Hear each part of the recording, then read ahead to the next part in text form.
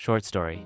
Draw an apple. In a sunlit classroom filled with curious high school students, Imran, a process facilitator, gathered the students into small groups of 5. With nothing but markers and large white sheets in front of them, he smiled and gave a seemingly simple instruction. Draw as many different apples as you can.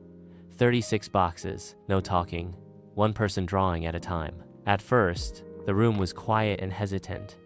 Students exchanged glances, unsure of how to begin.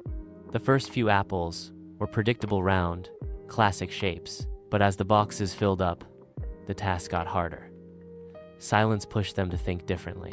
Soon, apples took on wild new forms. Bitten apples, falling apples, apple logos, apple earrings, even apples shaped like phones.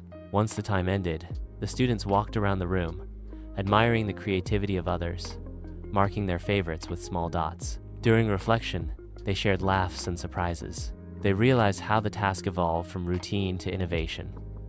Some admitted struggling without talking, while others enjoyed the quiet creativity. What began as just drawing ended as a powerful lesson on group dynamics, creativity, and the beauty of silent collaboration. The apples weren't just apples, they were a reflection of each student's thinking.